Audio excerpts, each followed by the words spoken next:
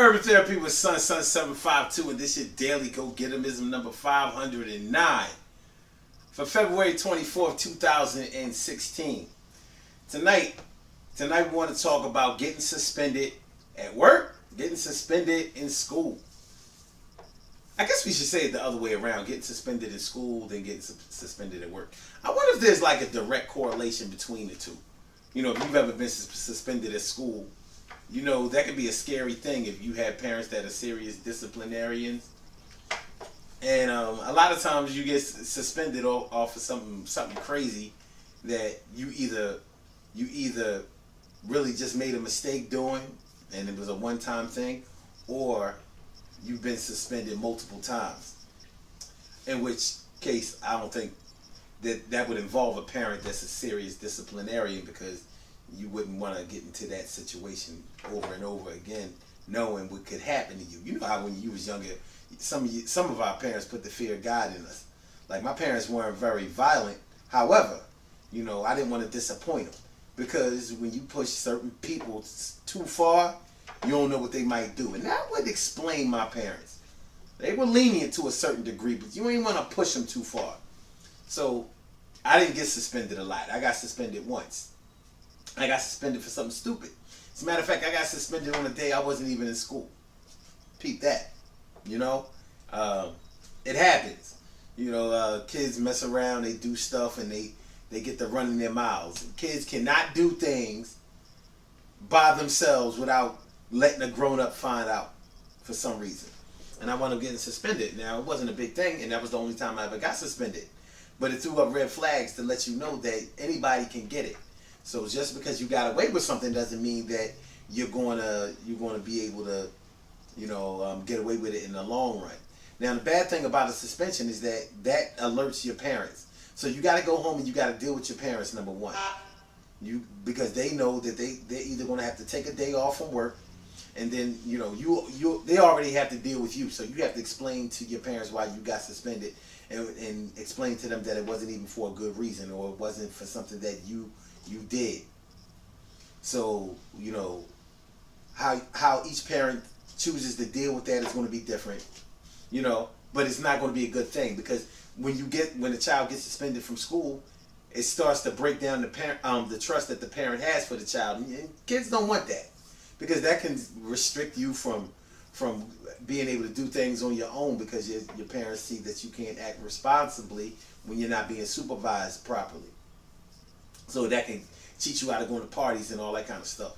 And plus, then the parents have to take a day off and they have to return you back to school. Or if you got suspended for multiple days, somebody has to be home with you or something like that, if you're not old enough to be able to stay in the house by yourself. Or your parents can't trust you to be at home by yourself. So it can be a real inconvenience for parents to have to take their kids back to school on and off of a suspension. It's not a good look. Then the embarrassment of having to go to the school and explain to the teachers, or hear what the teachers have to say about your child. You know, they keep messing up. They're very bright. You know how it normally goes. You know, they're really, really bright, but, you know, they lack leadership skills, or they lead people to do bad things, and you know, they get into all kinds of stuff. They don't like to listen. They're hard-headed, and they're defiant. All kinds of things. We hear all kinds of things about our kids, and we try to explain them away, and it's not a good look. It's not a good look. So that's the school suspension that we have to deal with. Because if a child continues to get suspended, then more than likely it's going to be assessed that there's something going on in the home. Then you can alert Child Protective Services to come in whatever state or county that you live in, and that's when things start to get really ill. Because now they're going to be all in your business and calling your parenting into question, whether you come from a broken home, or you know, whether you are effective as a parent, maybe all kinds of stuff. It's not a good look. Now, getting suspended at work is a whole different thing, because that messes up your bottom line.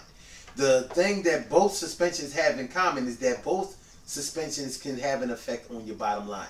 If you have to take your child back to school, then you might have to miss a day or something like that, and plus you have to have it arranged with your manager or supervisors, and You know, it's just an inconvenience. When you get suspended at work, that should really throw up red flags as far as your career is concerned or your job is concerned, because nobody gets suspended off gate.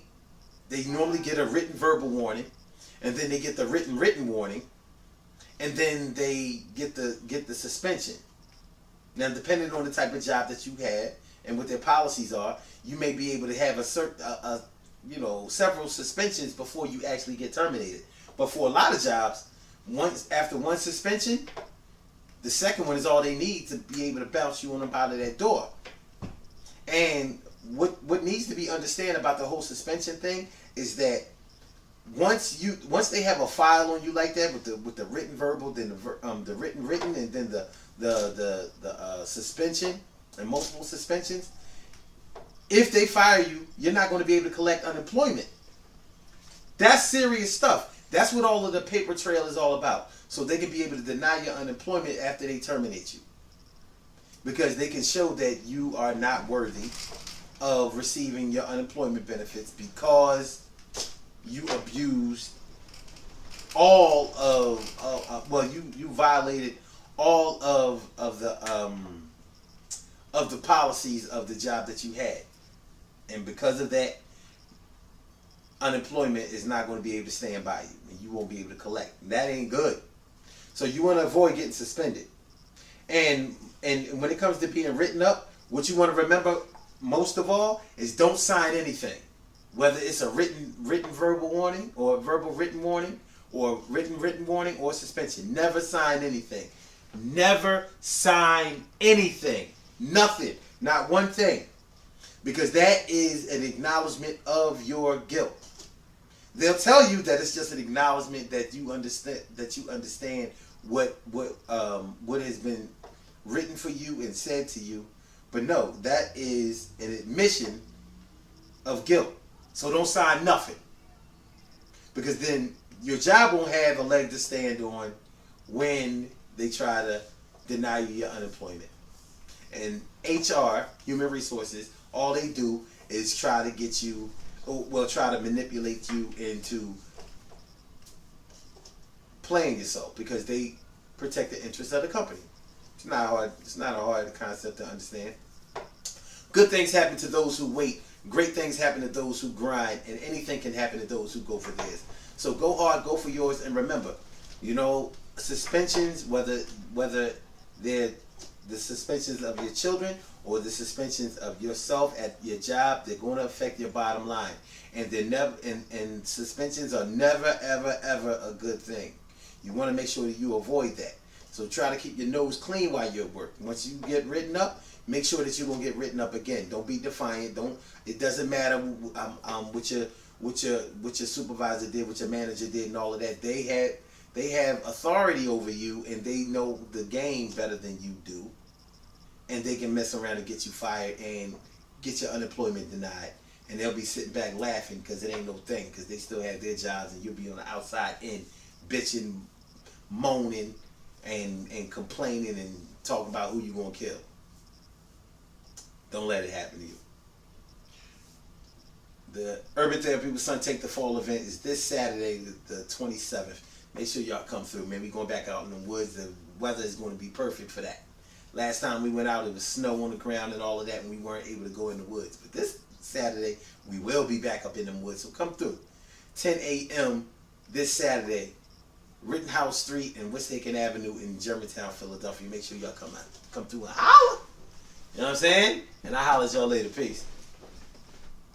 You need more information, go to urbantherapywithson.com.